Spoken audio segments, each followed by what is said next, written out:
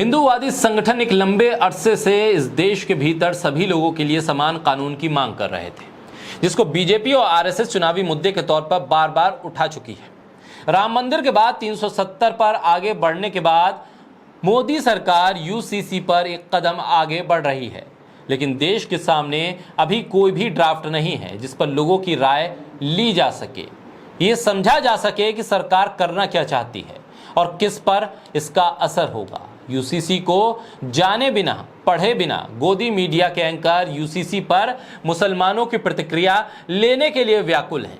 Channel पर debate के दौरान कुछ मुस्लिम चेहरों को बैठाकर माहौल को गरमाने की कोशिश में गोदी मीडिया लगा हुआ है, ताकि 2024 में बीजेपी के लिए राह को आसान किया जा सके। बोलता हिंदुस्तान पर मैं हूं आपके साथ मिर्जा शाकिर अली बेग। यूसीसी का मसौदा अभी देश के सामने नहीं है, लेकिन चैनलों के माध्यम से खास तौर पर मुसलमानों की प्रतिक्रिया लेकर चुनावी माहौल बनाया जा रहा है।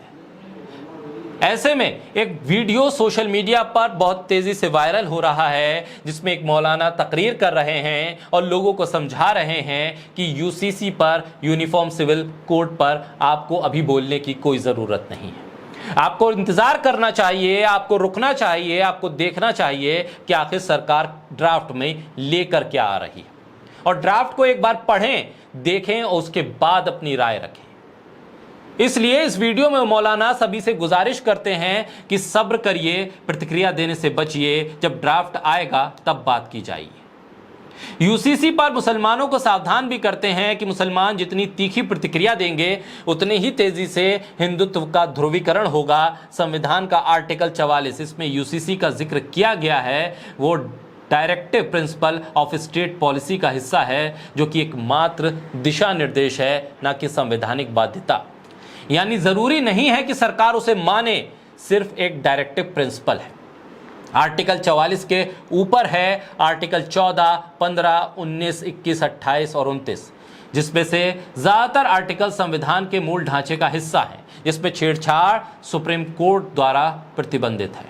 इसलिए यूसीसी लाना इतना आसान नहीं है, और इसीलिए शायद मौलाना भी समझ रहे हैं और मुसलमानों को समझा रहे हैं कि इस पर प्रतिक्रिया ना दें, किसी भी तरह की उकसावे वाली प्रतिक्रिया ना दें। और जो लोग मुस्लिम राजनीति करते हैं और वो अगर उकसावे की प्रतिक्रियाएं देते हैं, तो इसका मतलब ये है कि वो एक दूसरी तरफ हिंदुत्व का ध्रुवीकरण करते हैं, जो आने वाले वक्त में बीजेपी के लिए फायदेमंद होगा। हिंदू यूसीसी के पक्ष में इकट्ठा हो जाएंगे और फिर बीजेपी के लिए वोट करेंगे, और शायद बीजेपी का एजेंडा भी यही है कि मुसलमान एक उकसावे वाली प्रतिक्रिया दें और फिर बीजेपी का वोट इकट्ठा हो जाए। महंगाई, बेरोजगारी, भ्रष्टाचार जैसे मुद्दों से ध्यान हट जाए। बढ़ती हुई महंगाई की मार से परेशान लोग न हिंदू हैं न मुसलमान हैं। रोजगार न मिलने से न हिंदू और न मुसलमान बल्कि हर धर्म का व्यक्ति परेशान है, पूरा देश परेशान है।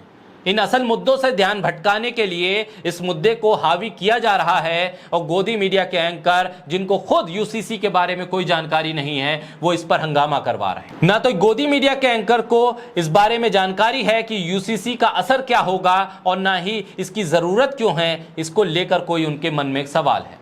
देश में गोदी मीडिया को न आदिवासियों की फिक्र है, न दक्षिण भारत की संस्कृति की स्थिति को वो जानते हैं, न ही बौद्ध, जैन, पारसी धर्म की मान्यताओं का उन्हें ख्याल है। उन्हें तो सिर्फ मुसलमानों की चिंता है।